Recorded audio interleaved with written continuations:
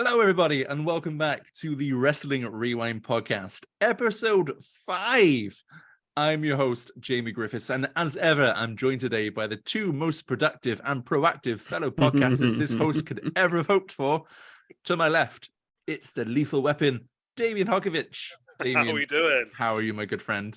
I'm doing well, man. Still aching from the weekend, but I'm doing good. How was the weekend? So, for context, for people that listened to the last episode, last weekend was the tournament. Is that right? It was, yes. And how did you fare? I come third in both my categories. So with kickboxing and tournaments, how does that work exactly? So when you say third, did you have to have like a third place match, or was it more a case of you accrue points through the match and as a result you can become third? This tournament was something called round robin, which I've never heard of before until recently, leading up to the tournament. It's pretty much you fight everybody in your category. So if there's 10 people in your category, you will fight 9 fights. And you made it sound like it was a battle royale there for a second. Yeah. It'd be better than the one AEW done anyway. Shots fired. Yeah, drive by. Yes, if there's 10 people in it, you will do 9 fights, and how it's done is how many fights you win, pretty much. Right. Yep, okay. That's exactly round robin. So that's great. You were third in both of the categories, and you said. Yes. Well, that's amazing. Congratulations. Thank you. For people watching at home, there'll be a little bit of footage in there that Damien sent. There's a lot more punching and kickboxing than I imagined. There is, yeah. I knew nothing of kickboxing until you sent me. I was just like, that doesn't make sense. It's literally in the name, right? Anyway, to my right, it's the Tope Suicida that time forgot. Is Mike Cortese. Mike, hey, how folks. are you today? Good, yeah. How have you been? Nothing new. How have you been enjoying this look back at AEW's being so far? Because obviously you've watched more AEW than me and Damien together.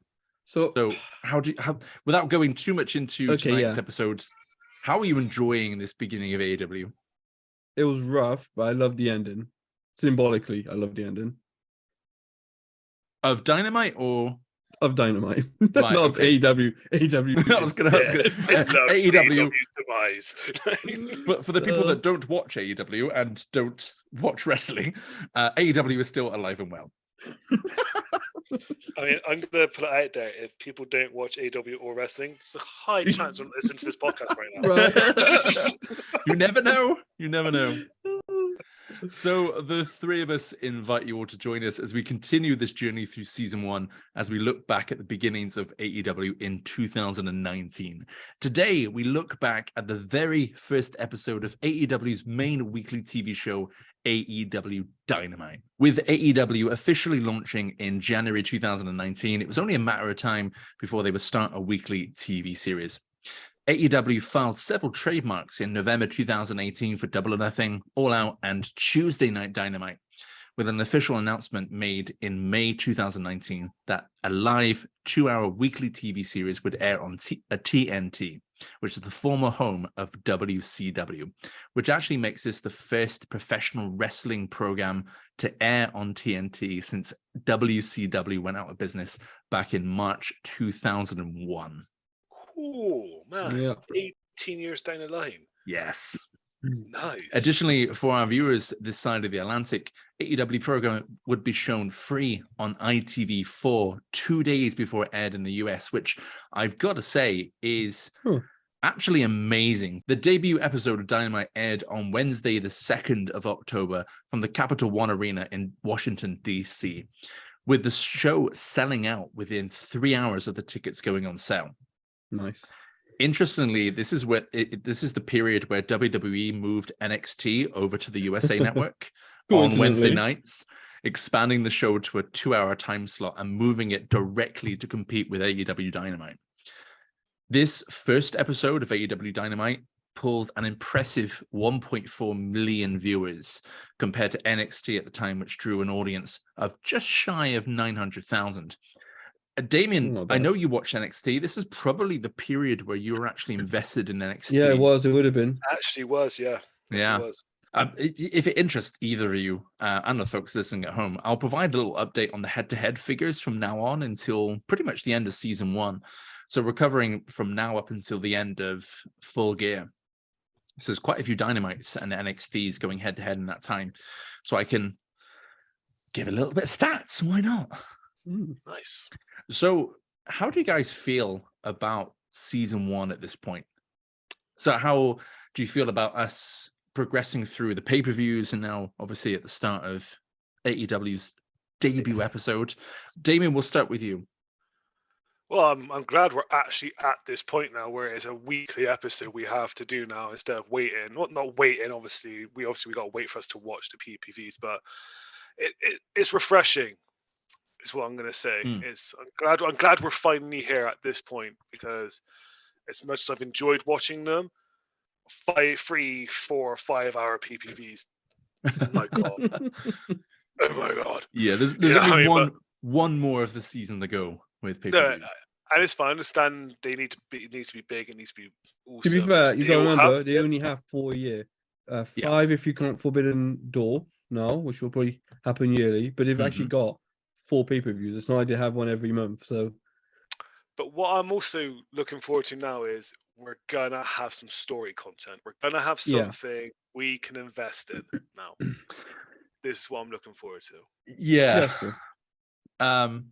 Not so much tonight, but I'll get back to that in just a few minutes. Mike, what about you? So I like it because obviously I'm seeing the start of a lot of things I've invested in. But at the same time, this entire period that we've watched feels like a long pilot, right? The pilot is never like the actual first episode in a way. So it's like the pre-episode. And it still feels like that, even this time tonight. Still doesn't feel like they've found their footing yet. Yeah, I get what you mean. I think for myself, I'm a little bit sad, actually, because for us, in terms of the podcast, we're now in the second half of season 1. I mean, there's only 3 more episodes after this where we will look at AEW. The last episode, for the viewers at home that have seen the graphic I put up a few episodes ago, the last episode now won't be the last episode of Dynamite, because I've looked at the card and I don't think it's great. I don't think there's much really in there for us to tackle other than MJF versus Hangman, which is kind of the reason why I wanted to look at it in the first place. But, so really, we've only got the 1 episode of Dynamite, and then we've got Full Gear before we move away from AEW for at least 2 seasons. I mean, how dare you get me to invest in something just to pull me away? I know, I'm really sorry. And in 2020, the first pay-per-view of 2020 is Revolution. And I watched the match the other day, actually. It was SCU versus, oh, sorry, no, it wasn't. It was the Bucks versus Hangman and Kenny Omega. And that is a classic. It was an amazing match. Really, really was an amazing match. But we don't get to watch it because it's in 2020. Yeah. But that's an AEW classic, that one. It was such an amazing match. Such an amazing match. So I think for me, I'm kind of sad that we're not going to sort of get to that point, and AEW will be in our rearview mirror pretty soon. But it is what it is. It is what it is. But right, let's get to it. It's time for AEW Dynamite, and let's get the first thing out of the way. Damien, how awesome is that intro music? It's fucking. I'm sorry, not allowed to swear. Please, oh please. yeah. It's awesome, man. It's right. Awesome. So much color. It grips you. Yeah. I actually think it's probably one of my favorite intro themes of any wrestling. Maybe not as great as what Raw had from, I think, 2002 to 2006. I remember the song name. It's called Across the Nation. I can't quite remember the dates. Can you sing it? No. Can you sing it?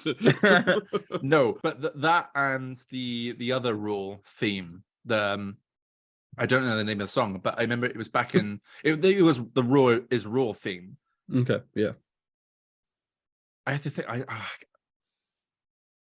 It's Thorn something. I don't know what it's called, but it's when I started watching WWE back in 98, 99, that was the theme of Raw, and that was just a top tier theme. And for the viewers at home, you may have heard it. This AEW theme is the theme that starts and ends our podcast episodes, which means I'm going to have to find a new one. Mic drop. We're welcomed to AEW Dynamite by Excalibur, who's joined by the man himself, Tony Schiavone. Yeah, I was so happy. Like the three main commentators are like there. It's like, yes. Yeah, man, I was so happy to see Schiavone here. I think How Schiavone. happy was JR though? How happy was JR that he's working? He was happy. Well, him and Schiavone go way back into WCW. And yeah, I just think the commentary team here it's set. Like, this is it now. Yeah, and they're all solid throughout, to be honest. They're always good together. It does get changed. Like, currently now, the main commentary team is Excalibur, Schiavone, and Taz. Yeah.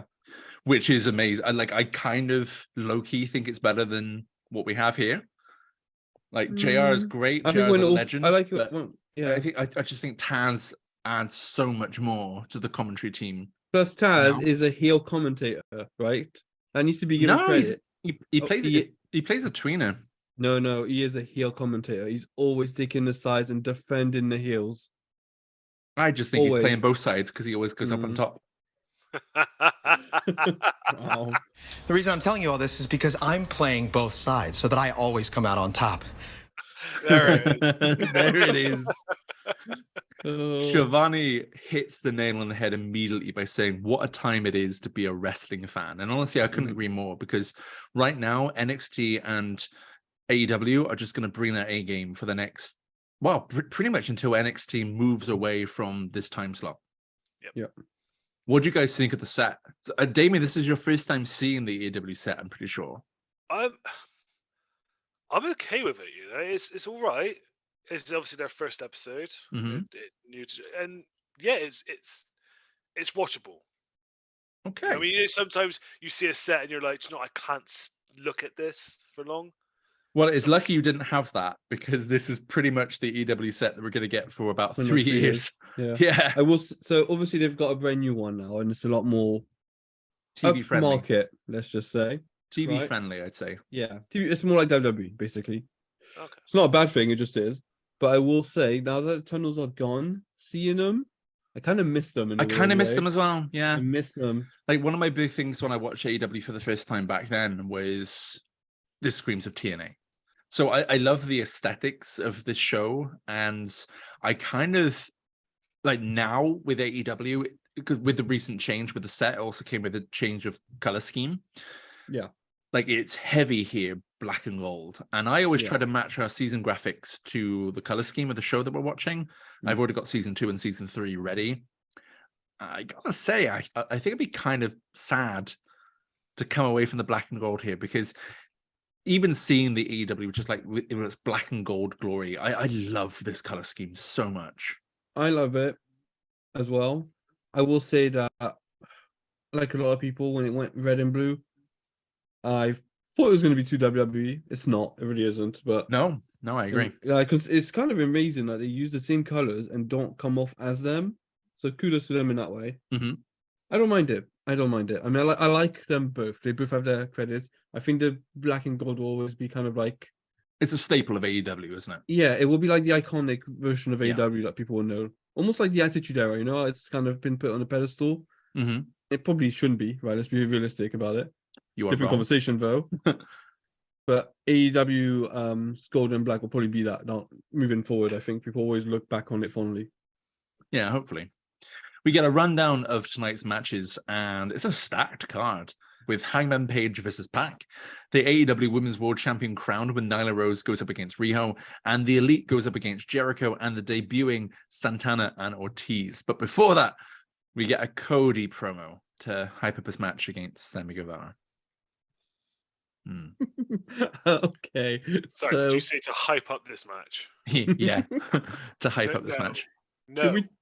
Can we talk about the fact that Sammy trains like a CW superhero? He does. He really does. No, that video package did nothing for me. Just gonna. I'm kind of surprised by that, to be honest. Because I'm sorry. Every time I see a video package with Cody in it, it's always the same thing. He's always running up the same concrete steps. He's always walking the same dog on the same street on the same. I'm pretty sure that's where he lives. Did it. I'm pretty sure that's where he lives. But use some different footage. I swear WWE's using that footage as well. I swear they are. They might be. Maybe it's in his contract. The only says I will run up and down. On Yeah, twice. literally. I will only cut promos within 100 meters of my property. I'm on house arrest. I have to work around me. So match number 1 is indeed Cody versus Sammy Guevara, and I'll get it out of the way now. A lot of the debut episode of Dynamite was set up on the Road to TNT series on YouTube. Yes, I know I said on the last episode of the podcast that there'll be no more setting up on BTE and the Road to series. I was wrong. Okay. I was very wrong. Every match tonight, except for the Women's World Title match, was announced on the Road to AEW on TNT. So I kind of tried to do some research on them. Well, I say kind of. I do a lot of research on the matches before. There's pretty much nothing on some of these matches because it is literally just this was set up on this episode. So I've not really got into it too much on this one. Maybe the next one will have more of the setup because I will be watching the episodes. The Dynamite episodes between now and the next episode. There's about, I think, 4 that we won't be watching on the podcast. Okay, but you will be watching them. But I will be watching them for the research aspect. Cool. Let me know if there's anything I need to go check out. Well, listen, if you want to watch them as well as we go along, I whoa, say no. Whoa. Work. But yeah, if I don't say much during my usual pre-match ramble, that's definitely the reason why. Okay. Shivani immediately earns his paycheck. He calls Brandy a force in the AEW women's division. No.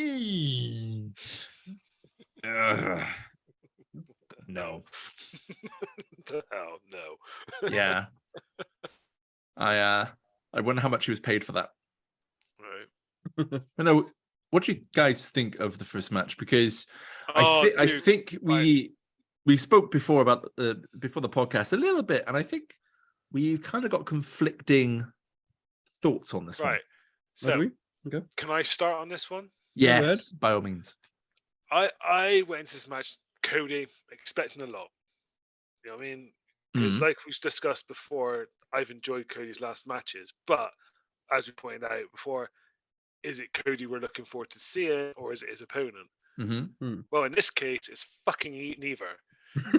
Wow. Okay. Right. Wow. Okay. I genuinely expected more out of this match, more and more so from Cody's side, because I've seen what he could do. This match done nothing for me. I mean, the most enjoyable bit of this match was when I saw the sign in the crowd saying Vince Fears ratings. There was another sign in the crowd I actually saw as well. I think it said something like, I'm not watching Shane O'Mac, which is a deep cut reference to the fact that the last time wrestling was on TNT was obviously because it was WCW when Shane bought WCW, and some guy brought a sign saying this isn't Shane O'Mac, and nice. Whoever did that, if somehow you watch this podcast, I tip my hat to you. So, you know what? Yeah, I actually put this in my notes, right? And it's just hit me actually the symbolism of it. Right, the first thing I thought when this match was happening, is it going to top their last match? And it's just hit me that Cody's first match on the Dynamite was versus Sammy, and his last match was also versus Sammy. Yep. Yeah. That's clear. Yeah, never. Yeah, but yeah, always. That you won't know this. Cody's last match in AEW was versus Sammy for the TNT title, and it was a ladder match, and it was incredible. Okay, I might go forward and watch that. Then, to be fair, it was one of my favorite ladder matches I've ever seen. Like, Sammy was incredibly over at that point. Yeah. And the stuff that he did on the ladders, ridiculous. Yeah, man. I don't want to say it too much, just in case we do look back at it on the podcast. But some of it was, I mean, the cutter. Let's just say the cutter. Guys, we did get our first tope in this match. We did get our first tope of the night. Cody to Brandy. Yeah. I've actually that's what the people want to see. I've got it written down here. We got our first tope suicida of Dynamite. Sammy with the ultimate babyface move pulls Brandy in the way of Cody's tope. And then I've got after that, is that Jay and Silent Bob? No, it is. It is. It was. We'll get to them in a minute. So I don't know if you noticed this, and it might just be me, and I might be reading too much for this. Cody's coming up to Cody Vader, right, as it rises, and the fans are cheering and they're cheering, and the camera zooms in, and you see Brandy next to him, and they just go dead quiet. I didn't notice that. No. Yeah, honestly, the crowd were dead for Sammy as well.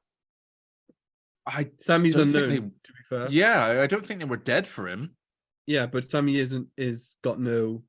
He's nowhere near what he does become in AEW. Yeah, exactly. I mean, he probably new, has. I've probably seen him have one of the most over babyface reactions in AEW, and one of the biggest go away heat reactions I've seen in AEW as well. Yeah, he switched real quickly.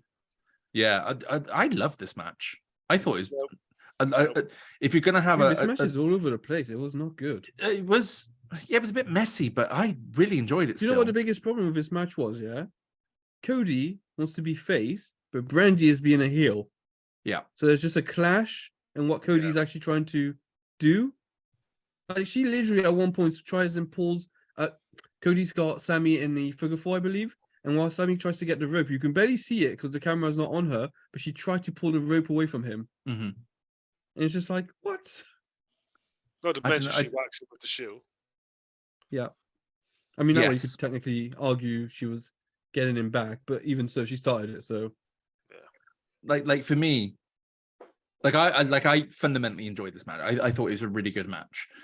It was messy, I agree. But in terms of enjoyment, I got a lot out of this match, especially with Sammy. Like seeing Sammy earlier on, I think his pay-per-view outings haven't been like overly spectacular, but he hasn't had a lot of time to shine. And I think here, one-on-one with Cody, and like as much as we say about Cody, how like he's wanting to be bigger than he actually is, I think Cody should get a lot of credit of trying to get people over early in AEW. No. And he does that brilliantly here.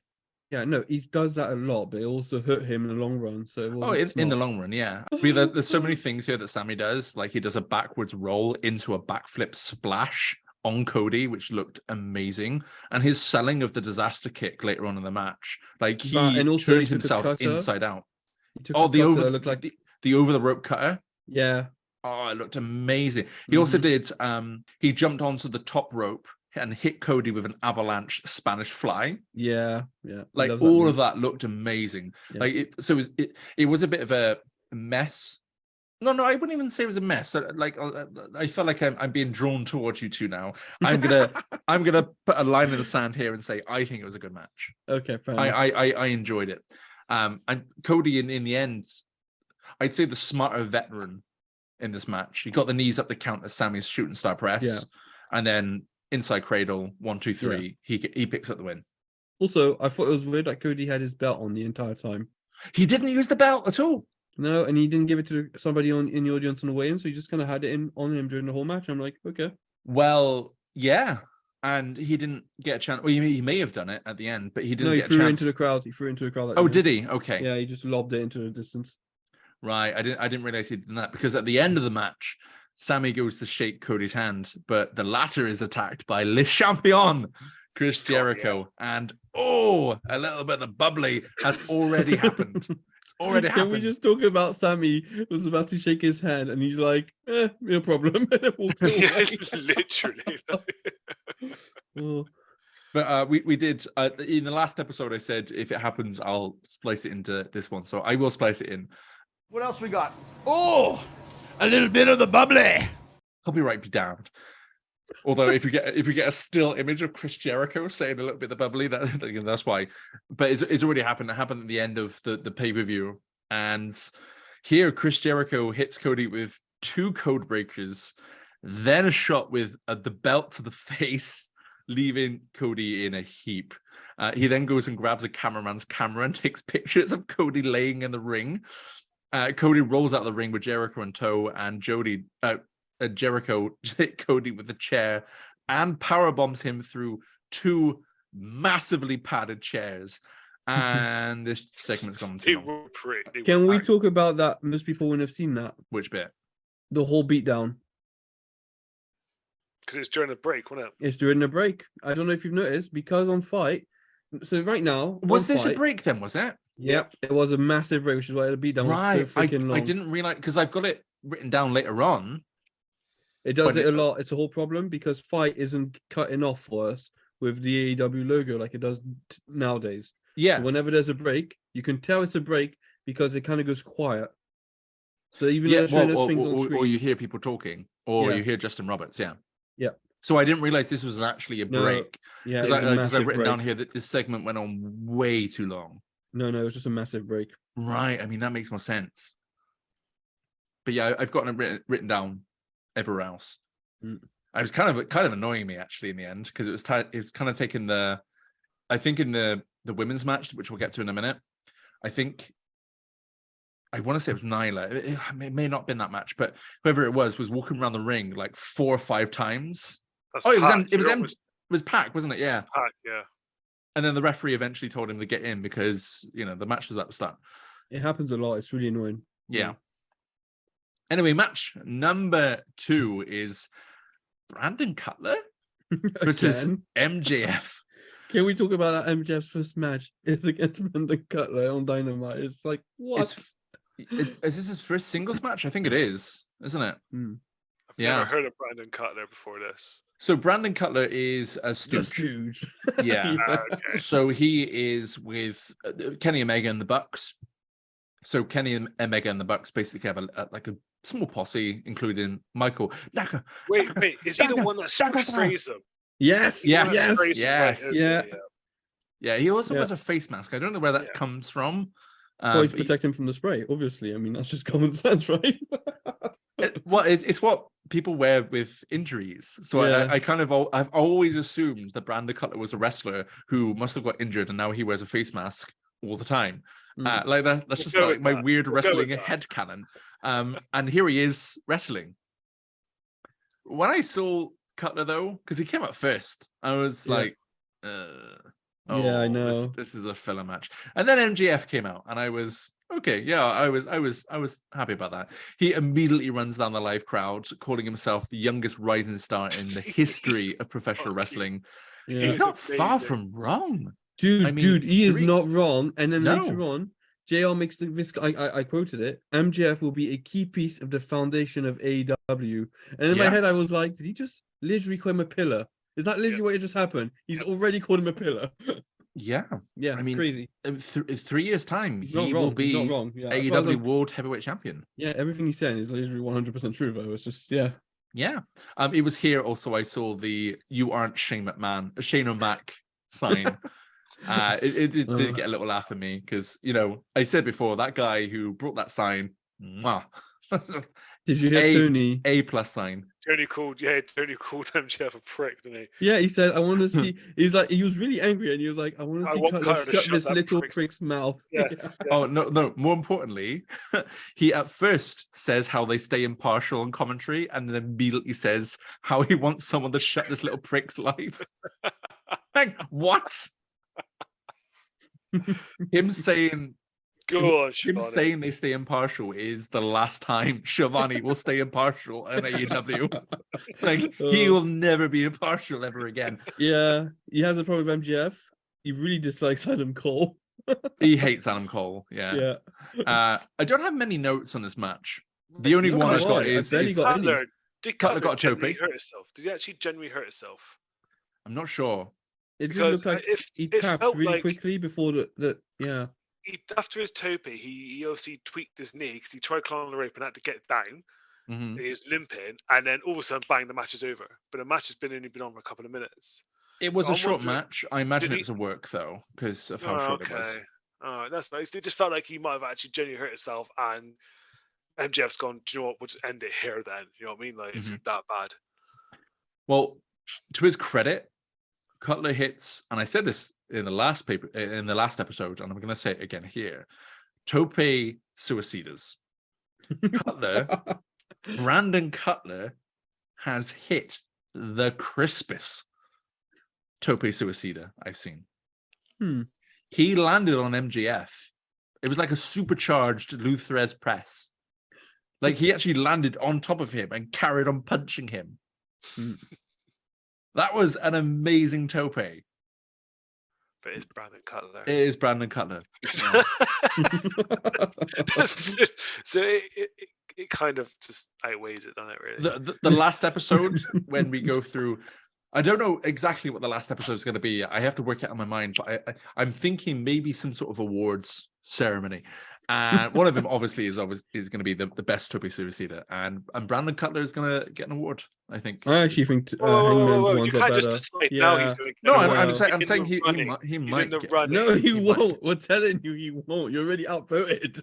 You can't say no just because it's Brandon Cutler. You have to appreciate because the tope. I genuinely believe every time Hangman does a tope, it looks like because of his mass and size. Oh, no, dude, you're being very biased right now. You're being biased. Please. You're in love with Hangman. Whatever, Brandon Cutler lovers. No. We're saying we don't like Brandon Cutler, but we're begrudgingly giving him credit. Sure. Begrudgingly. I see what you're playing. You're begrudgingly giving him credit. I'm telling you, no. Actually, in fairness, it's not begrudging. It was the best Toby Suicida. I love Brandon Cutler. I want to see more of him. Oh my god. Do you know what, right? Bring on Darby Allin. He deserves that trophy. I mean, is tope? Topes? Or is it just suicidal? I mean, I guess that's the name. It's just Darby Allin's just going to come and take it. That's what it is. Okay. We're just naming wrestlers that we like now, Mike. Yeah. Yes, The Rock. The Rock has the best topes, I tell you. Mate, Eugene. I'm giving it to Eugene. He's coming back. MGF uses the ref to cause a distraction before clobbering Cutler with the right elbow and then locks in the salt of the earth for the submission for the nice, easy win. I do kind of think that this one was to start building Max up a bit. Because at this point, Max has no singles win under his belt. In fact, Max doesn't have a win under his belt in AEW. Okay. So I think this is the point of let's get some wins under his belt.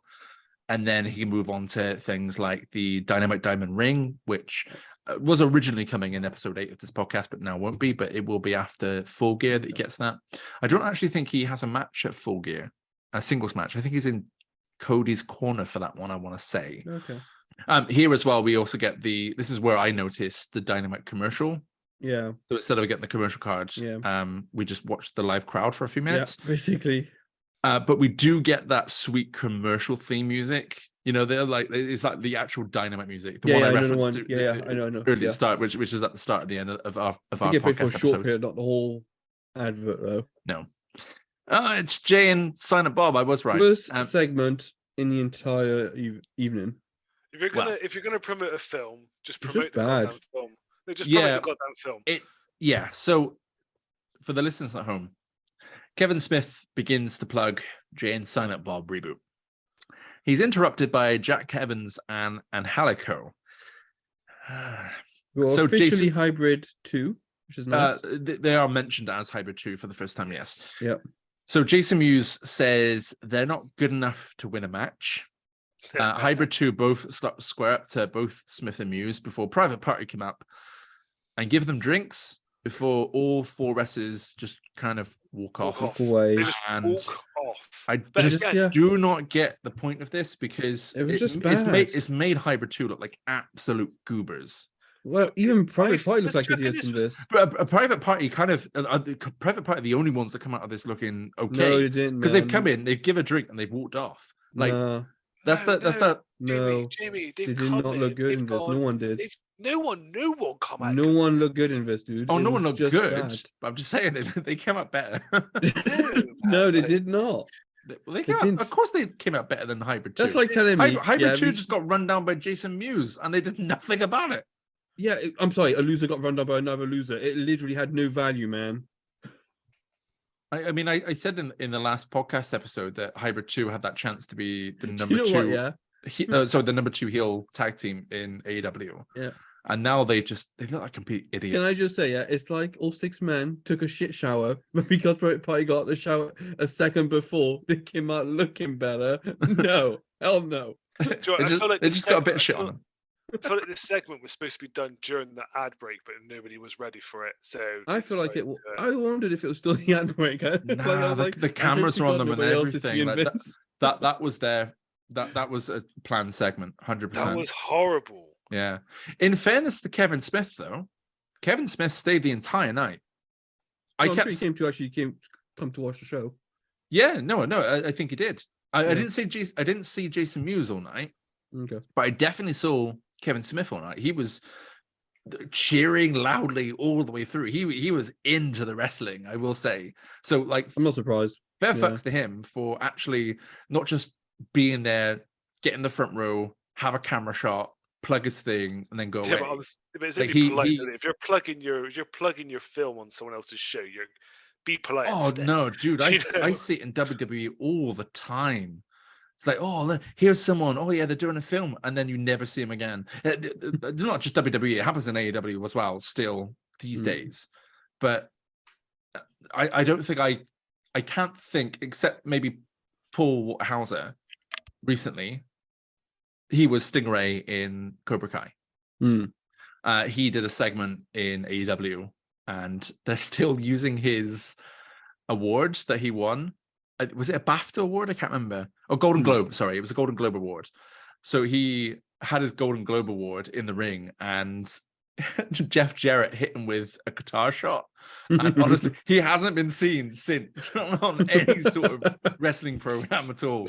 So it was like he's dead in the wrestling universe. But his Golden Globe is still, well, it's probably like a copy of it, but the Golden Globe is still used by Jeff Jarrett and really, I didn't even notice that. Yeah, it was there in Jay Lethal used it in, I think, the last Rampage or the Rampage before. Okay, right, okay, that's hilarious. Yeah, so it's like he's dead, and this Golden Globe is still being used by this heel tag team, which is awesome.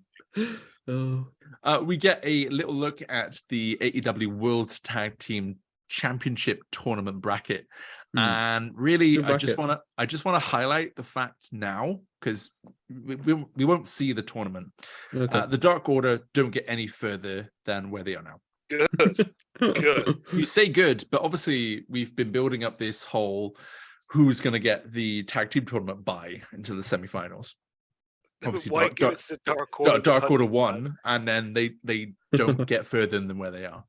Yeah, Grayson should get further. Just Grayson on his own. Just Grayson. They just kind of waste the whole gimmick of it wastes the story. Like, we literally have had, this has been the main tag team story, is who is going to get the tag team bye to go into the next round of the tag team tournament. And Dark Order won it, and yeah, that's it.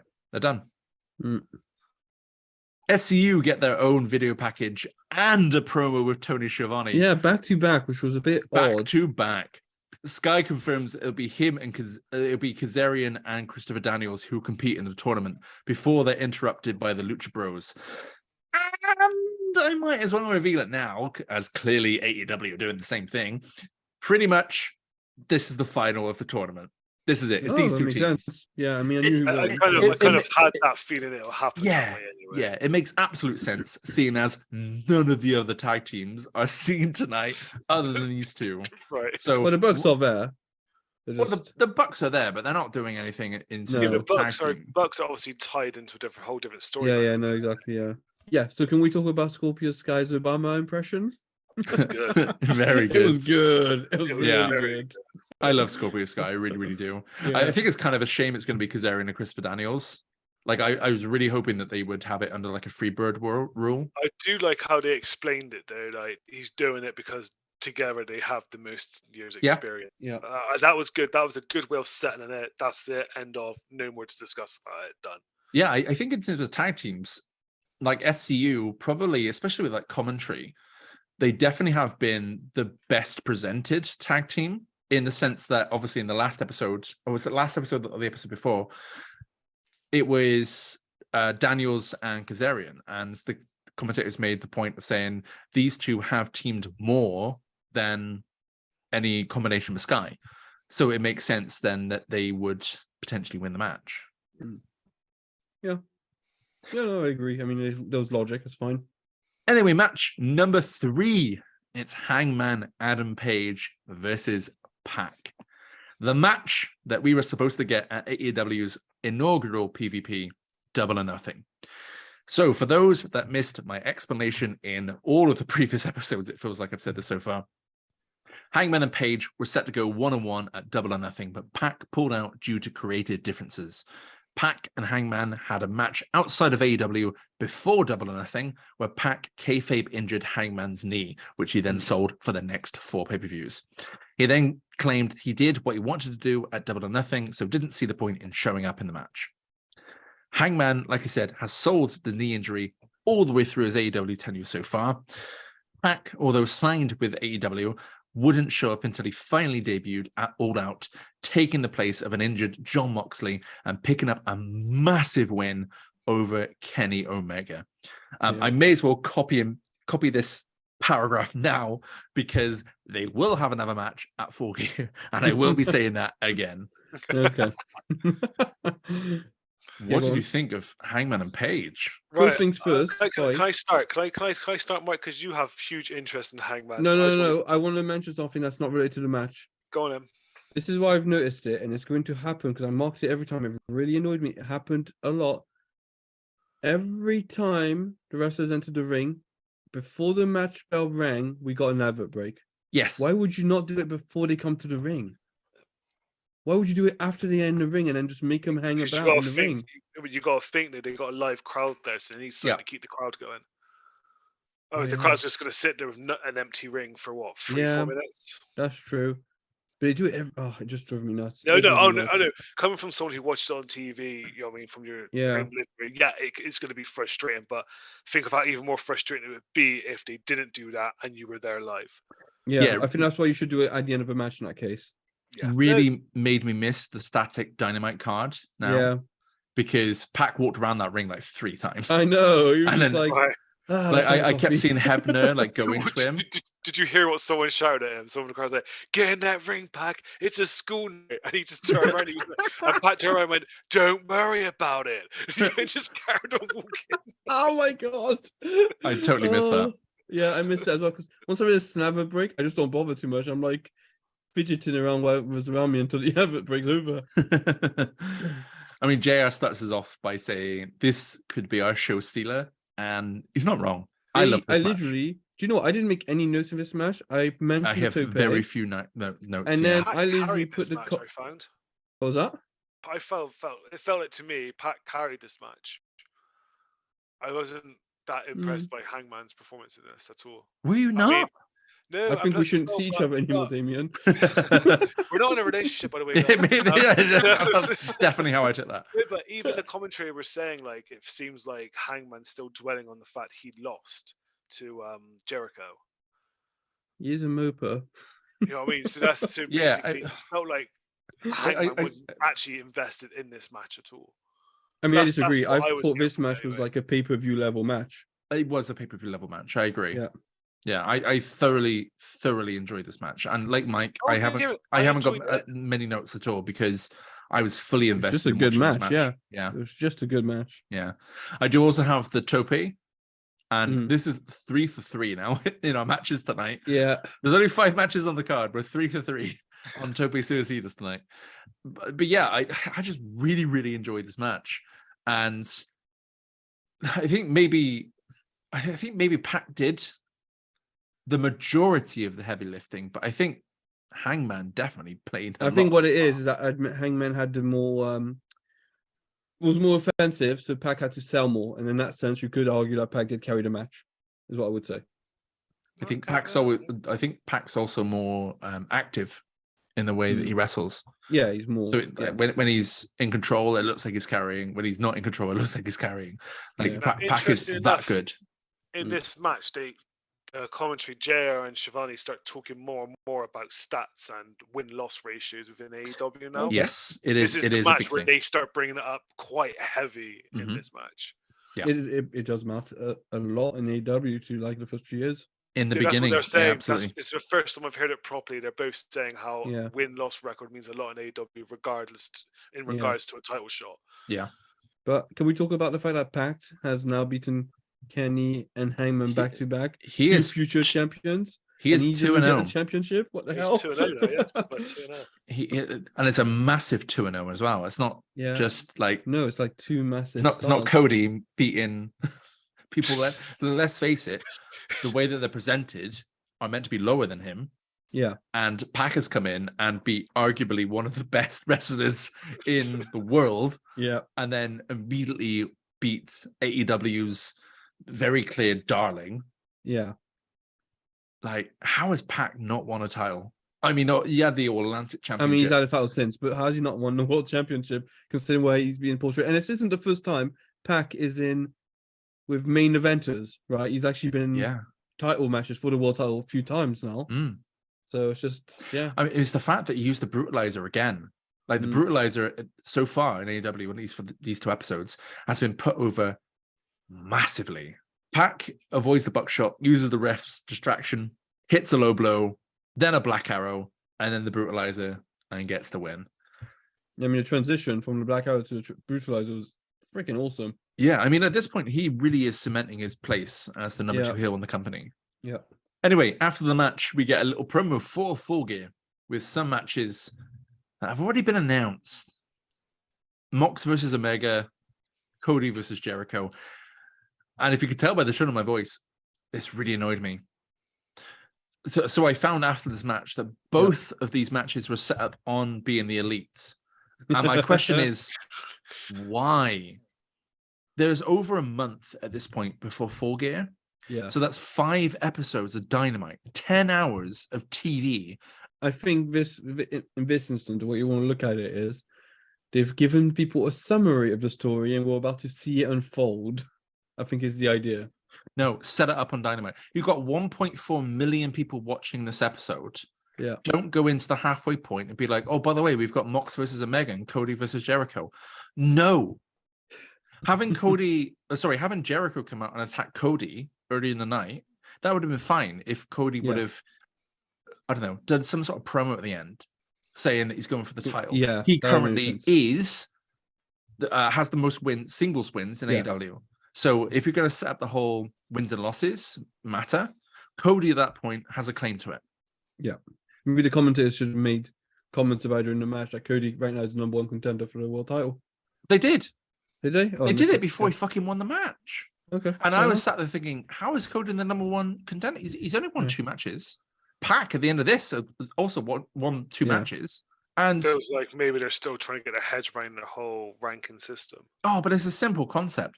And like all they have to do is have 1 + 1 makes 2, man. Yeah, I did like the 5 math + 10 makes 22, and then minus the 3, and you got perfect math. The numbers don't lie. And honestly, like all they had to do was him do a promo at the end saying he's going to go for the title. Jericho attack him. Boom! You've got your main event sort for Full Gear already. Mox versus Omega. I mean, that's a given, but we get that later on. Don't announce the match before they have the fucking face-to-face or any form of you're right. building story. You're all right. Yeah. It's just so annoying. And like AEW don't really change this a lot. Like even now they set shit up that isn't on TV and they have so much TV time now. But no, and it is annoying. No, you're right. You've got the TV time now. Use it to set up your storylines. Yeah. Don't Agreed. assume that people are going to watch Being the Elite, watch But is it not just a case of casting out a net and just grabbing what you can? So they're just covering all angles now. You got the most people that will watch AEW, I think, for months. 1.4 million people watching this. Actually, sadly, 1.4 million will still always be the highest. I think you're right. They have come close. They've been close, but 1.4 is still the highest. 1.3, a couple of 1.2s. What was 1.3 for? Do you know, or does it not say? That was, I mean, it just says the dates. I don't know what happened on the card, but it was September 8th, 2021. That sounds about Punk. Yeah, that sounds about Punk, yeah. Okay, so 1.4 is the highest, you're right. So the highest audience that AEW Dynamite has ever had, build stuff off that. You want to hook your audience. You want to say this is the stuff that we're building to, not, oh, by the way, this happened on a YouTube series that you've probably never heard of. Yep. Anyway, moving on from that. Match number 4 is Nyla Rose versus Riho for the AEW Women's Championship. So in our last episode, we covered the setup for this match at All Out, with Nyla Rose winning the Casino Royale match, eliminated half of the other competitors herself. Yeah. And then later in the night, Riho beat Hikaru Shida in a one-on-one match. It's a very interesting matchup, I think, with this one. I was looking forward to this match before. Just Because they're two very different competitors. But they have amazing chemistry in the ring, I've noticed. Yeah.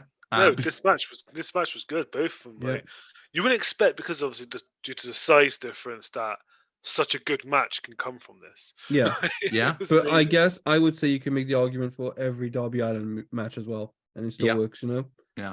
I always see Rio a lot like Darby Allin. They're like a lot smaller than the others. They shouldn't realistically be imposing damage on others, but they do. And, it works, yeah. Yeah, I mean, size really doesn't matter in AEW No, a lot of the no. time. Yeah, which is a good thing. Hmm. Because as long as they make it work like this or with Darby Allin, Yeah. who cares? Before the match, Britt Baker comes out to join us on commentary. Bit And random. I assume that's the hint, and it will be confirmed later on that she's the #1 contender, which I'm a bit confused about because, I mean, Britt does have a singles win to her name at Double or Nothing, but I mean, so does Brandy. So, you know, Yeah, but how can come one on, be the #1 contender and not the other? I mean, if It's- we're, yeah, by one, if we're looking factually, Yeah, I haven't had a dark yet, have they, by any chance? no, No, so I have no idea then. no, she is just the. Okay. Well, she's obviously the #1 contender because Britt is their homegrown star. Maybe it's based on who won last? I don't know. I don't even remember who did. No, so- it's because she's the megastar, isn't she? Well, Yeah. she's the one that they want to be the megastar in AEW. Yeah. And it just kind of puts the middle finger up a little bit at the wins-loss system straight away. I Because think, again, yeah. Brandy has a singles win in AEW. So it's a little bit weird that Britt's the #1 contender, but Brandy isn't. And I don't want to see a match between those two. I was gonna say Like, we don't want at to see Brandy all. anyway, and maybe they were doing us a favor, just take it and walk away. Maybe, but still, just an explanation. Hey, Britt won the first match in the first women's match in AEW. Yay! No, sorry, I'm completely wrong about that. Britt does have a win to her name, Okay.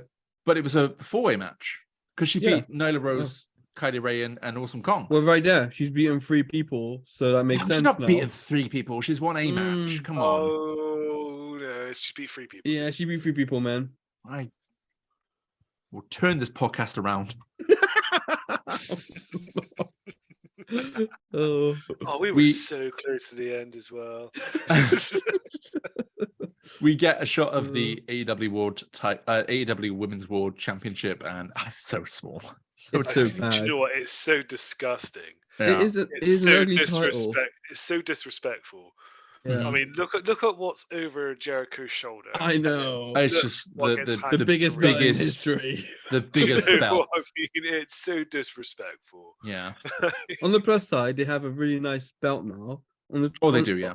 But also another bad thing about this is there's no way that belt was made with Nyla in mind, basically. No, not at all. Well, I said it in the last episode. I think it was made with Brandy in mind Yeah. because Brandy had a big say in the Mm. title design, and I think it was Yeah. designed around her. I did know this was where I noticed that the not having like the advert splash card thing Yeah. killed the momentum for this match because I was really looking forward to it. I still enjoyed the match, I but thought it was an amazing match, actually. it was an No, amazing wasn't match. much. But like the momentum coming into this match, I was like, yes. Oh, And then, you mean your momentum, not theirs, because they didn't really start until the advert. So that's what I mean. yeah. No, I can see that. Yeah, Yeah. You're all geared up, then bang, you got to wait around another 3 minutes, knowing Yeah. that they're already. Yeah, no, I get it. Yeah. Should this have been the main event? No, Yes. 100%. I do think it's a pay-per-view match again, right? Yep. And then and you know what? It should be that or Hangman and Pac should be the main event because I have so many problems with what happened during the last match anyway. Yeah. Me too. Yes. Yeah, so but that last we'll match get to that. Yeah. The AEW World Women's Championship is on the line. This is a main event match because this was a pay-per-view quality match, and Yeah, the it next actually one, was. which is the main event, isn't a pay-per-view. Do you know what it quality match. reminded me of? It reminded me of Jamie Hayter's match for the title where people wanted her to win so freaking bad. against Tony Storm. Yeah, people were so behind Rio in this match. They really, really were. The crowd were. I was kind of worried that seeing Riho and Nyla, maybe the crowd wouldn't be up for that, but they were. Yeah. I mean, there's so many things in this match. This is probably the most noted match, and I was pausing purposely to write down stuff because I didn't want to miss anything from this match while I was typing. Because I mean, there was one bit straight away. Look, firstly, just to say this now, JR mentions eating chicken. Okay. So, continuity is on point. JR still likes fried chicken. There's a moment here where Nyla catches Riho diving from the top rope to the outside. Yeah. And she just grabs her and then breaks her like a Kit Kat bar. Like, she is broken in half. Oh, do you know what the best part for me was? Easily. She's going for her signature move, right? So she's got Riho over the rope. And the moment she starts climbing the turnbuckle, the crowd actually stands up on their feet because they don't want to see it. Yeah. Yeah. What I loved as well is Riho came out, started this match as the aggressor. Yeah. And I think in terms of psychology in the ring, you definitely wouldn't think Riho would be. And if you think of the two competitors in the match, Nyla definitely wouldn't have thought that as well. So having Riho go as the aggressor was a really awesome move. I loved it. Didn't she? Just get in first, get it over and don't get in there, get in as quick as you can. Yeah, definitely. And I will say as well, Riho, she has this. I think I mentioned. I know I've mentioned over the last few episodes. She bridges out of a pin, and for me, that and Sammy's delayed kip up that he does, I will happily sit there and watch a compilation of those two things over and over again. Yeah, do you know what? Actually, I forgot to mention it was in my notes. Sammy's delayed kip up into a slap was brilliant. Oh yeah, he did. Yeah. That was really, really cool. The one thing I will say here though is Nyla turned into an absolute fucking idiot. She decides to go get a steel chair halfway through the match, only to be stopped by the referee, and she gives up the chair and then goes some more chairs. Why is she doing that? But I love the fact that she basically did a Darby Allin. She set up her own yeah, basically. Talking about the refs as well, Riho. So Nyla put Riho in the STF. It pretty much was. And Riho looks like she's died, flat out dead. And the ref just didn't stop it. They're still like, are you okay? You okay? And she's just like, blah. Blah. It's literally foaming. It's like the episode of fucking South Park with Stan's dad. He's like, oh yeah, just didn't stop it whatsoever. Also, as well, Riho crumbled a bit when trying to lift Nyla. Yeah, I wasn't sure if it was a botch or not. And I couldn't tell because Nyla, if it so was good, Nyla just went straight into it like it was meant to happen. Yeah, I was actually on for is she? So I will say, I think someone. I think it was intentional, right? I don't think she was meant to crumple the way she was, but I think she was meant to fail to lift her because it was basically building up to the avalanche northern suplex, which was just mental. I think there was a little bit of a botch though, because Riho at one point rolled up Nyla, and honestly, it looked like a 3 count. I wound it back a few times as well, and it still looked like a 3 count. Okay. But I think the ref stopped just before, so Nyla could kick out. I think Nyla missed her cue. Okay, I didn't pick up. I was so high. It was right near the end of the match. Okay. I mean, I was hyped as hell as well because the fans really were behind it. Yeah. But Riho finally hits the double knees on Nyla, and 1, 2, 3. Riho is your inaugural AEW Women's Champion, and the belt looks small on Riho. Of all people, it looks small on Riho. That's got to tell you something, right? Yeah. The belt looks small on Riho. No, I thought that was a great match. It was, as Mike said earlier, it was a pay-per-view quality match. I was from bell to bell. I was into that match, and Riho got way more offense than I thought she was going to. Riho kicks ass, man. Do you know what? When we started this, I told you Riho and Shida kicked ass, and you never got a chance to see it. And now we can only cross Riho off the list. You've seen that she kicks ass. Yeah, and I know I'm pretty sure she's got a match in the next Dynamite that we're watching. She definitely has a match at Full Gear. So I'm really looking forward to seeing more of Riho. Before we move forward, though, Michael Nakazawa is in the ring to interview Riho after her match. So Nakazawa is making a return to the podcast after his match with Alex Jabali. Oh, I actually popped when I saw Nakazawa. I was like, what is happening? I know. He was almost immediately attacked, though, by Nyla. And Nyla goes for Riho. And then she's saved by Kenny Omega? No. You forgot. This is really important. Nyla powerbombs Nakazawa. Oh, yeah. And then he starts convulsing like Damon. Oh, yeah. He looks like he's about to throw up his spleen. Yeah, he's just kind of like twitching. Yeah. And like I said, then Kenny Omega comes out for the save. And I'm like, Kenny, yeah, that makes sense. They actually, Tony and I think JR make a mention that it's because Kenny trained Rio. Yeah, Kenny brought Rio into AEW as well. Also, he's in charge of the women's division, which I learned yesterday from Mike, but I also learned from watching this episode because JR and both Tony and JR both mentioned it. Right, okay. See, I missed that. That is really, really cool. But two things. Okay. One, we probably have the same problem with this as I do, but go on. Yeah. One, Britt is right there on commentary. Have her come down to the ring. Yeah. I mean, it's written. Two, the next match is the Elite, which is Matt Jackson, Nick Jackson, and Kenny Omega versus Chris Jericho, Santana, and Ortiz. Do you know what my biggest problem with this was? Well, let me get number 2 out first, Mike. Okay. So, can I finish? Please, can I finish? Can I finish? I thought you were done, man. No, I said 1 or 2. I said 1. Okay. So 2, Kenny comes out with the Bucks, and the idea that Kenny comes out for the save, runs backstage, change outfit to come back out with the Bucks, literally within. They're long advert breaks, man. The advert breaks are so freaking long. You could have probably had a meal in between. I don't think this was during an ad break. It may have been. Well, no, because the commentators were still talking over it. So, like, it was clearly live. So he's literally come down, got the save, gone, are you okay, Rio? She's like, yes. And he's like darted back just so he could get to his entrance. Yeah, that's what I mean. During the women's, after the women's, before they come out, there's an ad break, which I really annoyed me because then there was an ad break after they come out. What was the thing that annoyed you with this?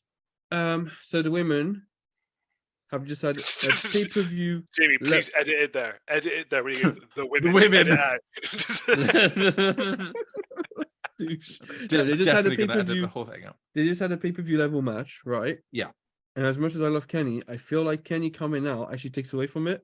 Takes focus does. away from the women. Yeah, right? Yeah. And it's just like, and it's like you said, Britt would have made more sense. 100%. Right? I don't know why she wasn't utilized there. And again, actually, I wouldn't have signed Britt because we've talked about this. When a champion is crowned, especially the first ever champion, they shouldn't really be interrupted. They need that they should get their time. Who was to, it that to relish became being champion, and they got interrupted straight away, and they made him look really bad? Was it Tony Storm? Can't remember who it was. Somebody got crowned champ. Rosa. Rosa, yeah. Rosa became champion. She got attacked the day she won a title, and it just killed kind the of took the edge off. Yeah, it was. But no, I agree. Like, it should have just been Riho 1, Nyla leaves. Yeah, Riho just gets the time on her own in the ring to celebrate. I mean, like I said earlier, this should have been the main event. This should have been what closed the show. It should have been Riho celebrating with the title, end the show on a happy note. Especially with the crowd being so behind her, it would have been a perfect way for them to leave. So big. Like the pop at the end of the show, knowing it's the end of the show as well. Yeah, the crowd would have popped even more than what they did. But instead, we get this match, which, like I said, the Elite versus Jericho, Santana, and Ortiz. Okay. We're here for the first. I've got notes, but they're all bad. the very first main event on AEW Dynamite. The first thing I noticed was Jericho still in this Painmaker gimmick. And I made a comment in the last episode that the Painmaker gimmick is gone because he's now Le Champion. Yeah. But he seems to still be like a hybrid of both. He is. He always is. I hate the Painmaker gimmick. Oh, I really no, do. but I like his gear. I'm not gonna lie. I like his jackets and stuff. Oh no, I don't like. I get the mental image of Jericho being sitting on the edge of his bed like a 14-year-old girl, like putting all like bedazzling on his fucking jacket. No, I just don't like it. I mean, his jackets are worth like more than we can afford, but yeah, sure, that's what he's doing. This match was all over the place. It was messy. I mean, there was too much going on. Yes, Can we it's a just main talk about? event. It should be. What do you want to talk about? No, the biggest problem with this match is it's the first ever main event of a Dynamite, and the focus is on Kenya and Moxley outside of the match. Yeah. Yep. Yeah, I agree. And again, this goes back. This goes back to what I was saying earlier. Like, I feel like now, because they've announced the match, they have to do something over the top. Whereas if they would have had just a straightforward match, 3v3, don't, because we basically get the start of the inner circle here. Yes, we and do. That's what they're going for. I popped for. I'm not gonna lie. Yeah, awesome. and that's fine. But have Kenny there taking the beat down as well. It doesn't need to be just the Bucks. Have Kenny there, take the beat down. Next week, have John Moxley appear, or even have John Moxley appear at the end of the show, and then have the inner circle next week, because you've already planted the seeds with Sammy Guevara early in the match. Like, you don't have to now have these guys join together here. Like, that could be the second episode of Dynamite. Have John Moxley come, cost Kenny Omega and the Bucks the match, still have the fucking beatdown at the end where he puts him through the table, because that, that's fucking awesome. Don't have it now. Have it later on.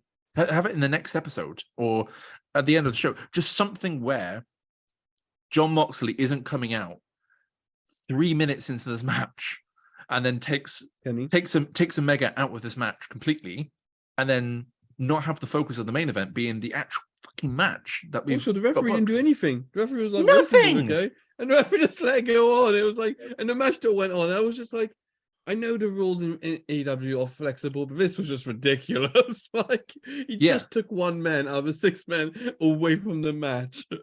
Like, having that at the end of the match would have been great, because the crowd popped massively when Mox got in the ring. Yeah, they did. And but again, it killed the main event. It did kill the main event. It killed it. Yeah. So I just didn't care. The crowd didn't care. Once they went back to the crowd, they just had this massive high, what's the word I'm looking for? Oh, it was like a wave of euphoria, and then that's it. And then it was gone, and it was they blew their load. They blew. Just say that they blew their load. I'm not saying that, but that's what they did. Did you guys catch when the break happened as well? Someone threw a hot dog in the ring. Yeah, Jericho stops, grabs a mic, is like, "Who threw a wiener in the ring?" Yeah. Didn't see that at all. You didn't see that? Oh no. Yeah. He got 2 mics because one of them wasn't working, and he was just like, he picked up the wiener and he was like, "Who threw a wiener in the ring?" And then he squashed it. I think it's probably because I was writing here, because I've got the line, Mox puts Omega through a glass coffee table. Holy shit! Why is there a commercial now? It's literally after that bit. It literally just pans to the ring, and obviously there's a break happening. They're just kicking each other, and that's it. Yeah, and I mean, he just stops and goes, "Who threw a wiener in the ring?" It's just I mean, literally, my next note after that is, admittedly, I've lost interest in this main event now. It's a 3v2 match. There's only going to be one winner. Why should I care? I mean, you guys might not fancy, because you obviously might have popped for it, obviously, because like you said, it's the beginning of the inner circle and the elite match. How silly was the end segment to you guys? People coming in, oh yeah, he's in, he's took him out. Oh no, but he's in, he's took him out. It's just like, it got silly. It reminded me of WCW. It just got silly. The bad WCW. Okay. Now I was quite young when I watched WCW. Yeah. But I still remember the chaos of Vince Russo, the sort of the main prime Vince Russo era of WCW. Like, I can still remember that, and I didn't like WCW because of that. I always turned on to WWE or WWF at the time, and like that. Oh, another guy's in. Oh, he's been taken down. Oh, another guy's in. Oh, he's been taken down. Oh, another guy's in. It's, like, that to me screamed WCW. No, and I didn't like it. I mean, it wasn't a good segment. I just bought because it was the formation of basically one of the most. I mean, they stay around for a good 2 years. Yeah. And even now, the Jericho appreciation is just a changed version of the Inner Circle. Well, it is literally just 2 members out, 2 members in. Yeah, that's it. Yeah. I was gonna say, seeing Santana and Ortiz. So I used to be massive on Santana and Ortiz and genuinely thought they were going to be world champion at one point because they were so good in the ring. And just seeing them a little bit, they wrestled, and I was like, oh, I forgot how good they are together. It's a shame probably won't see them again, but yeah. Missing Santana and Ortiz, basically. Missing Santana and Ortiz. I think because I switched off in this match as well. I wasn't that fully invested. I didn't really appreciate what Santana Ortiz brought. No, that's fair enough. If that makes sense to you guys, because it's kind of it does. There wasn't that much to watch after. It was done, to be honest. The match was done. And that's kind of beat down.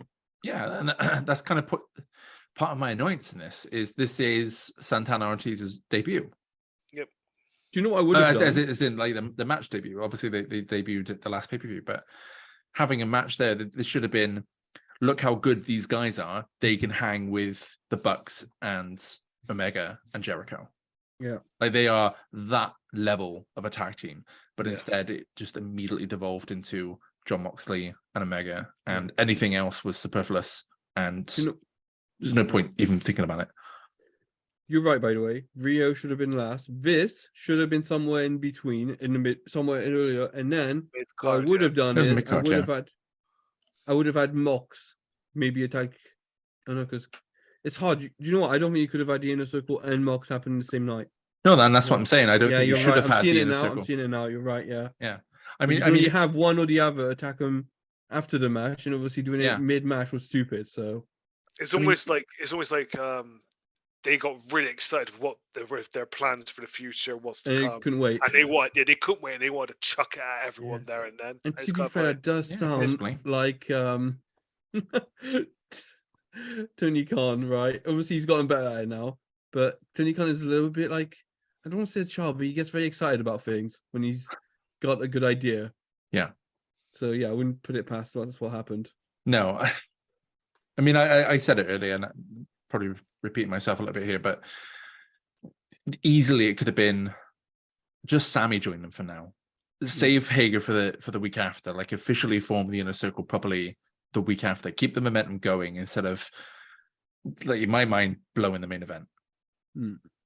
Because then it is again Sammy coming out, Justin coming out, and Hager coming out, and then Cody coming out, and then it's just too much. I will say though, Justin gets put through the tiny little bell table, and I'm hoping that's the death of the tiny little bell table, because it survived during the Kenny Omega Shima match when I thought they were going to get put through it, but actually was it Shima did the, I can't remember what the move was called, the double stomp. Oh, the Meteora. Yes, that's it. He did the Meteora on that little table, and the little table held up. But here it got destroyed. So I'm hoping now that's the end of the little table. R.I.P. little table. But guys, that's it. We're done. That's the end of the very first episode of Dynamite. Final thoughts. Like, what do you hope to see by the time we get to our next episode, which I think is episode 5 of AEW? Okay, you go first. What am I expecting to see in regards to what, match wise or? Yeah, so in terms of AEW as a whole, like. Okay. I'm like I want to see match wise. I want to see a Darby Allin match. Okay. Overall wise, I want to see a main event. That's a main event. Okay. Not sign us through together. That's a fair ask. It is a fair ask. I set the bar too low there. That's on me. Okay, and for me, I am looking forward to watching an event where you don't mention BTE being the elite, right? I think that's going to be our last episode of the season, if I'm honest. Yeah, it's getting ridiculous that it's like, oh, and this happened on YouTube. Yeah, and I'm the one that has and to I like watch BTE, the YouTube but episodes. I don't think it should be mandatory to watch an AEW. No, I agree. Hopefully, the next episode will be that. I'm hoping the next episode will be just story driven, and I don't need to say on this episode of Being Elite, because I have to watch the episode of Being Elite just in case there's something extra that happens that I'm just not reading. So I watch the segments that these matches take place in, and almost always it is just something happens, this match is set up, and then that's the end of it, and then it goes on to this next segment within the episode. Yeah. So yeah, I'm really hoping I don't have to watch another episode of Being Elite as well, and just watch the next few Dynamites over the next couple of weeks. Yeah. Personally, though, I thought this was a really strong, solid first episode. The main event aside. Really? The main event aside. Hmm. Because I like the Cody match and Sammy. Okay. I like that match. I don't care what you said. I think the Your opinions don't matter I to know, me. like, you don't have opinions. you are replaceable. We have covered that. Oh, yeah, today. I have already established that, haven't we? Right. I have graphics set up for you guys being killed off of this. I think the MGF Brandon Cutler match served the purpose. I mean, it was a filler match, and it got MGF. I'm okay with that one. Yeah. I really enjoyed the Hangman versus Pac match. I really enjoyed the Women's Championship match, and I hated the main event. So I think overall, I think it was a solid card. I think it was a solid episode. The main event should have been better. It was because a good everything episode else of before SmackDown. it was good. So I will make a reference to something Kenny himself has said recently about it was about the barbed wire match where you probably all Damien, you probably know about this. The explosion didn't go off, right? with the right. It's like Kenny said, they had an incredible match, right? And it was super good, but people will remember that what they left with. You cannot end your first weekly show episode in a bad way, and that's what they did. Oh my god! I wonder if because obviously I mentioned it earlier on. Oh no, it wouldn't have been that match. Never mind. No, sorry. Okay. I was going to say maybe it was that saying? Revolution, but it's not that Revolution. It was the Match of the after. night, guys. Hang on, my job. Sorry, I was trying to make it the Damien and Mike show again when I. Son of a bitch. But yeah, do you see what I mean? Though it doesn't matter how good it was, and in retrospective, you listen down all those things, it was good, but the way it ended is the way it ended, and that is the last thing people are going to remember. And I feel like the ratings kind of prove that as well. I mean, maybe there is. I mean, there's always going to be a drop off. Like, yeah, there was. There's always going to be curiosity, but yeah. I mean, the drop off is only about 400,000 people, and maybe there is an element of that. Yeah, but you know, we'll never know for certain. We're definitely not in a position to say otherwise. Yeah, but now it's for the all-important match of the nights, MVPs, and the tope counts. Match of the night, Damien, we'll go with you first. Do you know, if I got to pick at least one match tonight, it will have to be Pac versus Hangman. What do you mean I got to? Yes, you have to. It's like if you force my hand. If you insist I pick one. I do. Mike? It's going to be Nyla versus Rio. I mean, I'm a huge Rio fan anyway, so yeah. I mean, Pac and Hangman are not far behind, by the way, but Rio won the title. I think and the crowd was really behind her, which made the match. I agree with you, but the ending of that has, as for me, not made it the match of the night. I don't even think about the ending when I think of that match, though. That's probably why. Why you literally just said the main event is the only thing they remember. It's the same concept. The main thing we're going to remember for that is the really bad beatdown. Right, but the problem is that main event was bad in the middle as well. You're bad in the middle. What? Mike, you're just bad. You take that back, you son of a bitch. Mine is, I mean, neither of you are going to agree with this. Mine's Cody versus Sammy. Yeah, this is what you don't get to say anymore. I probably should go with Hangman versus Pac. But to me, I think Cody and Sammy, what you also got to remember as well is Cody and Sammy, they had a lot of weight on their shoulders. They're going out first on live TV on a brand new, well, pretty much a brand new company, well, at least a brand new show for this company. Like, there is a lot of pressure on them, and I think they did really, really well, both of them. I mean, there was maybe one botch in that whole match. I remember Sammy had a very slight botch. But you know what I just realized? I'm looking through my notes, No, because I was just about to mention, you mentioned that match. I was going to mention, but it ended up really badly with that Jericho beatdown and never ended. And I just realized, apart from the MJF and MJF Hangman, and MJF. every match had a bad ending, like a post. It had something like that, yeah. Yeah. Again, that's a very WCW trope. Is interference. But yeah, you were saying you were voting for your man Cody. Cody and Sammy. So, for me, like I said, I think they had a lot of pressure. First match, and it was I think it was a really good match.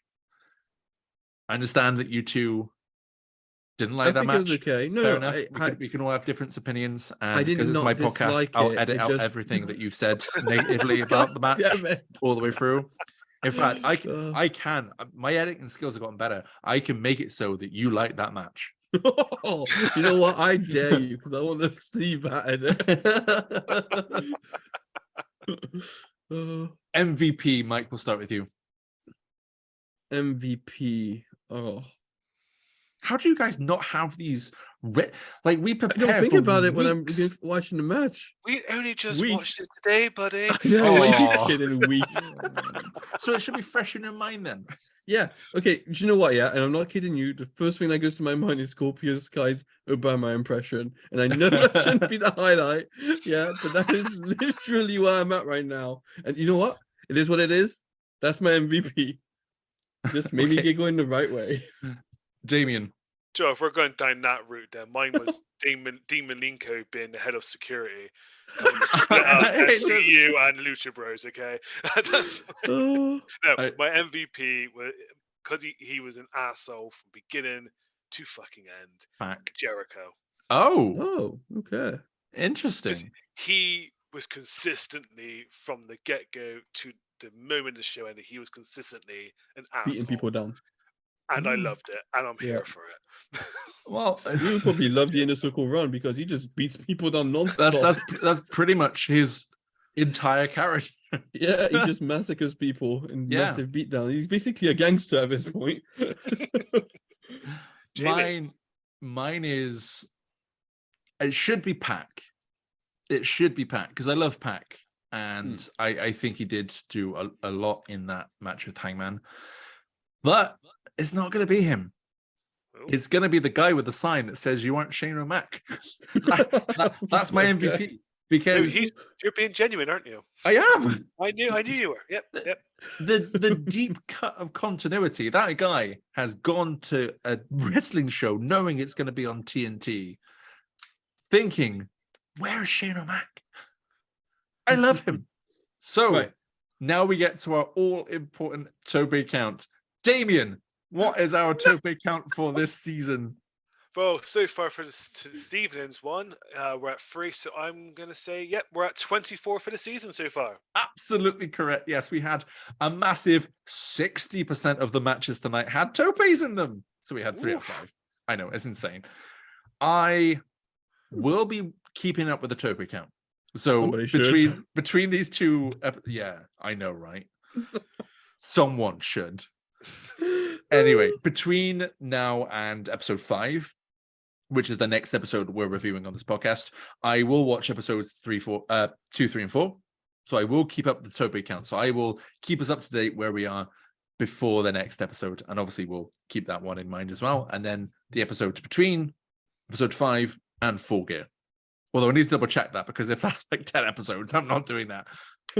And lastly, before we go, we just want to thank everyone again that's listened to this episode and subscribed to our channels. We really, really do appreciate that anyone that's taken the time to listen to us just talk shit about wrestling. We are really badly informed. We're just saying what we have seen and what we like to see. And honestly, it means the world to us that people will actually stop and listen to us. So thank you. Thank you so much for that. Of course, if you do like our content, and you haven't already done so, please hit that subscribe button to be notified when we upload any new content to this channel. If you do want to watch all previous episodes of the podcast, remember you can do so by searching the Wrestling Rewind podcast on YouTube, SoundCloud, and Spotify. And you can also follow us on social media for channel updates and more. Find us on Facebook by searching the Wrestling Rewind podcast and on Twitter by searching at WR_POD. We'll also be uploading more content to the channel in the next couple of weeks with more episodes of the WRP Arcade. And the next episode should be up on its usual time in 4 weeks' time. Won't it, Damien? It will. It will. Of course, if there's anything that you want us to play on the WRP Arcade, please let us know in the comments below as well. So that's us done for another episode. We'll see you again on episode number 6, where we'll see the crowning of the very first AEW World Tag Team Champions. So until then, it's a goodbye from Mike. See you later. A goodbye from Damien. Catch you later. And a goodbye from me. We'll see you on the next one. And well, that was my text you this morning when you text me saying, "Oh, the first match was good," and I was like, "The first match? What?" I can see your eye twitching as you Oh, said it was. Oh my day. Okay. Now I'm hearing it.